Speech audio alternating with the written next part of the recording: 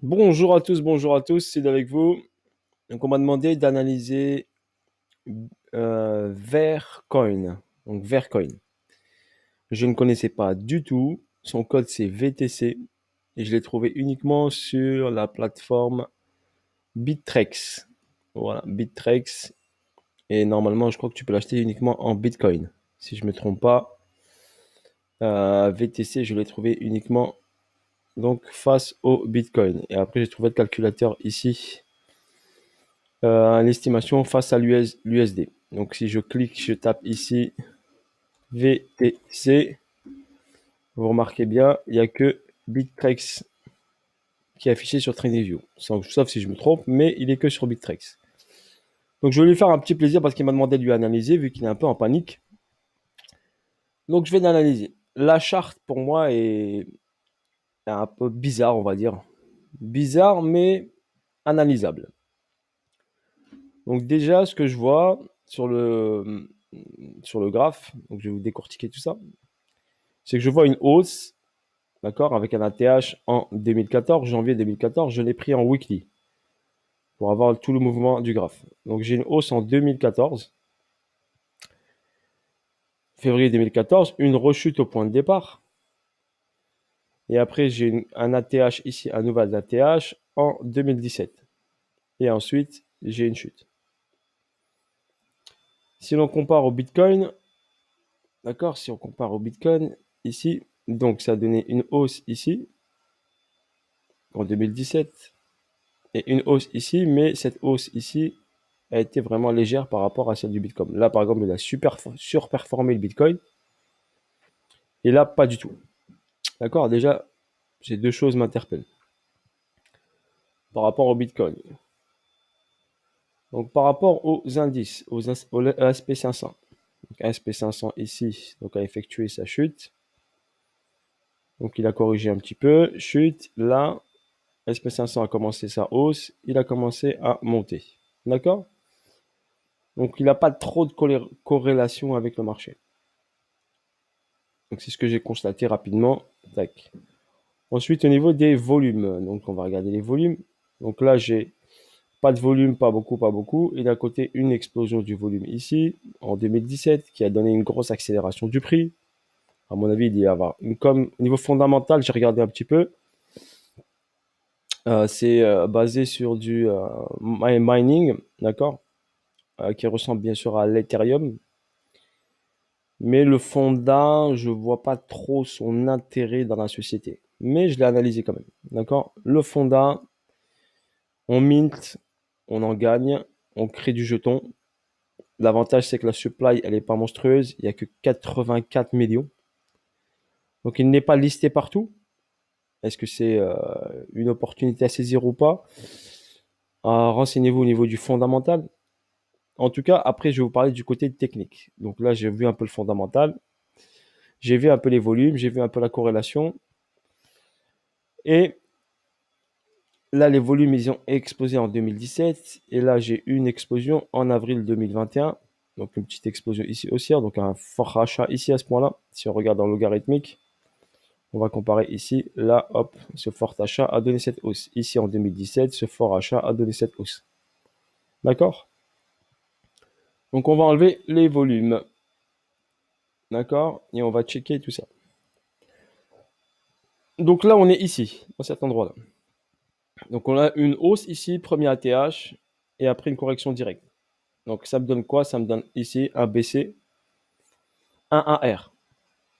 Et après, j'ai une rehausse ici qui m'a fait le ST. OK. Et on va le regarder en logarithmique. Donc ici, j'avais un schématique de distribution. Et ici, j'ai sur le saut, comme on avait dit, vous rappelez-vous, sur le saut, il faut qu'il prenne de la puissance pour qu'il puisse repartir à la hausse. Donc il a créé une grosse accumulation qui a duré très longtemps par contre, 2014 jusqu'à 2017. Donc mai, juin, on va dire juin 2014 jusqu'à juin 2017. Donc il a mis 3 ans. Donc 3 ans ici, il est resté dans la boîte. Donc à partir de ce moment-là, il est parti, il a explosé. Donc la performance était pas mal, bien sûr. Ok. Donc là, la performance était pas mal. Va-t-il réitérer cette performance ou pas? Donc la performance était d'environ Si on regarde bien, là, je vais descendre un peu le graphe. La performance était du fois 28. Donc la somme de départ multipliée par 28. Donc ensuite, ici, il est revenu ici. Donc il a retracé directement. Et il est revenu ici dans la zone. Donc après, au niveau technique, je vais partir en logarithmique, comme ça on va voir un peu mieux. Donc au niveau technique, purement technique, hein, moi je vais parler au niveau technique. Donc je le mets en logarithmique pour bien voir ici. Donc j'ai cette ATH là qui a été créée ici. Donc ici qui a créé le BC en février 2017. J'ai pris bien sûr en weekly pour mieux voir les bougies. Donc quand on a créé ici cette ATH, on a eu ici une forte baisse ici. Donc une forte baisse ici qui m'a donné ici mon AR, mon automatic rally. Et derrière on a eu une rehausse. Donc qui m'a validé ici le ST. Et après, derrière, on a une rebaisse ici qui nous a validé le saut. Donc, toute cette schématique-là, c'est fait de février 2014 à mai 2015. Donc, ça a mis pratiquement une année. D'accord? Une année où il a fait ce mouvement. Donc, ce mouvement m'a donné le saut. À partir d'ici, il a créé un plus bas. Vous voyez le plus bas ici, je l'ai marqué le plus bas ici. Il a créé ce plus bas. Donc, on a ce plus bas, on a ce plus haut. C'était le repère. Et ensuite, ici, on a une accélération ici aussi. Donc, quand on a une accélération haussière, ça veut dire qu'il y a une grosse réaction ici. D'accord? Une grosse réaction au niveau du marché qui a donné son intention, bien sûr, de repartir à la hausse. Donc là, c'est une intention, repartir à la hausse. Regardez, price delivery, accélération, le prix était intéressant. On était en full discount, prix très intéressant pour acheter le produit, d'accord, l'actif. Donc, ça a donné une accélération. Et ensuite, bien sûr, un retracement car il y avait un déséquilibre de marché. Et ensuite, il a remontré des signes. Donc, si l'on compare, bien sûr, d'accord, si après on va chercher ici, ben ça crée une cause. D'accord? Cette cause, on peut la regarder en petite unité de temps. On va ici, par exemple, aller en H4. Donc, en H4, vite fait.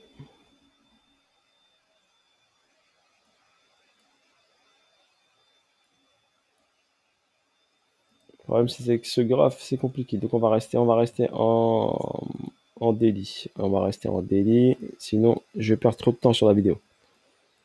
Donc, en daily, ici, donc j'ai une première baisse ici. Un signe de rehausse.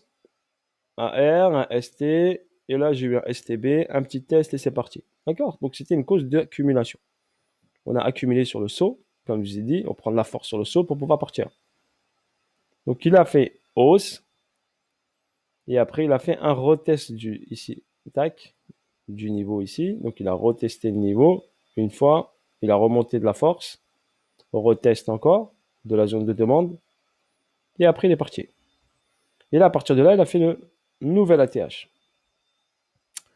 Donc, logiquement, quand on maîtrise la méthodologie Wyckoff, donc logiquement, ça nous donne un BC à RST saut et normalement un UT. L'UT doit venir chercher la liquidité du ST et du BC. Donc, c'est ce qu'on a eu. UT a été effectué. Donc, quand UT a été effectué ici, donc UT est effectué, donc forcément, quand UT est effectué, après, on a une correction. Quand UT est effectué, il y a une correction. Et on revient dans la zone ici, dans la zone ici. Donc, si on constate bien sur le graphe, c'est ce qui se passe en ce moment. Donc, il a corrigé et il est revenu dans la boîte. Donc, pour l'instant, l'analyse reste propre. Un peu dur à déceler, bien sûr, pour un œil débutant, mais elle a été bien faite. Donc, ensuite, ici, j'ai un UT. D'accord? Forcément, ici, si on va en petite unité de temps, bien sûr, ici, on a une distribution qui s'est mise en place. Donc, si on peut le regarder ici, on a une hausse, d'accord? Un retracement ici. N'oubliez pas que c'est du daily. Donc, on va aller en H4. Je vais essayer de décortiquer ça en H4 si je peux voir quelque chose d'intéressant pour vous le présenter.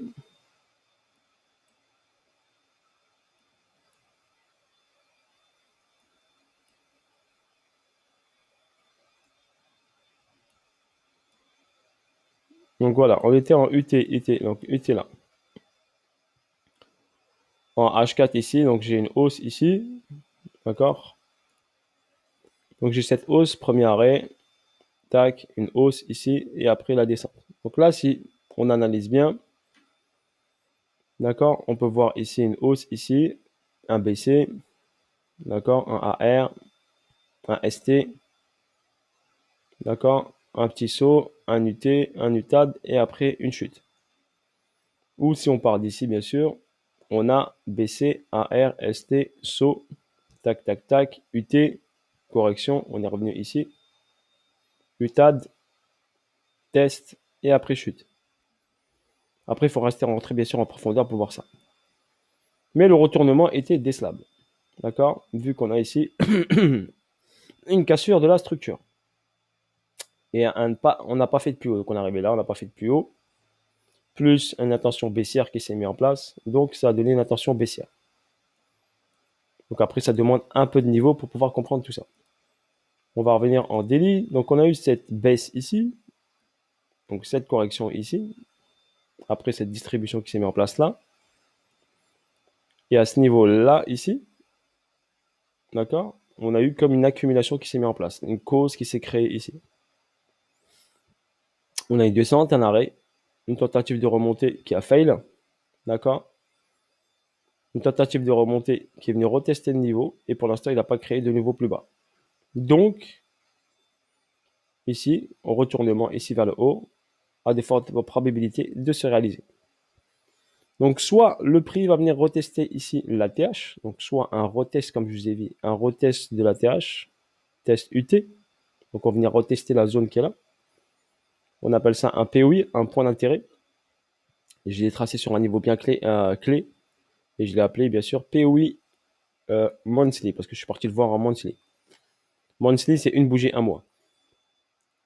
Donc là, si je regarde bien, j'ai un SC, un AR, un ST, une hausse. Là, j'ai mon STB, mon test STB et ma hausse. Accumulation schématique de week off validée. C'est pour ça que cette hausse a été provoquée. Donc là, on a une hausse en 2 étapes. Là, on a une petite correction. Cette correction ici peut être une réaccumulation encore. Donc on va réaccumuler, donc une autre accumulation pour repartir vers le haut. D'accord? Ou solution, il revient faire un test ici et repartir vers le haut. Donc en tout cas, je pense fortement qu'il ira aller chercher ici, soit le retest de ce niveau, soit passer au-dessus de l'UT, donc au-dessus de la TH. Donc la performance ici, par exemple, je crois que c'est du x20 si je ne me trompe pas. Donc si je le prends là maintenant, par exemple, et il va chercher ici la TH. Donc si on le prend maintenant, il va chercher juste tester la TH et un x15. S'il va chercher au-dessus, bien sûr, on a bien sûr un beau petit x20 possible. Donc voilà ce que je vois. En tout cas, il a un potentiel de remonter vers la TH. Maintenant, il faut voir la force acheteuse, tout ça, parce qu'au niveau des volumes, c'est un peu plat. À part ce volume qui a donné ici ce petit pump. Donc ici, ce pump ici. Donc le volume reste quand même plat, vu que je pense qu'il n'est pas très connu au niveau communication. C'est tradable, d'accord. Donc est-ce que sortir vite ou aller chercher ici cette zone à voir? Car on a quand même un order block qui est ici. Donc cet order block qui est là, d'accord, ici c'est une zone intéressante de demande. Donc le prix peut forcément revenir vers certains order block là. Donc là il est venu la titiller, regardez. Donc on est venu chercher ici le niveau de l'order block. Donc s'il a fini cette schématique d'accu, il ne va pas faire de spring, on appelle ça spring, donc schématique 1 d'accumulation. Si il fait un spring, donc un spring ça donnerait, ben, là on a eu la hausse, on a pris la liquidité ici, de ces niveaux-là. Donc si l'on constate bien, on a pris la liquidité là, de ces niveaux-là, je vous explique. Donc là, il est venu chercher l'argent de ces niveaux-là. Donc bien sûr, quand on prend ici de l'argent, il est venu même checker ce niveau-là, vous regardez bien ici.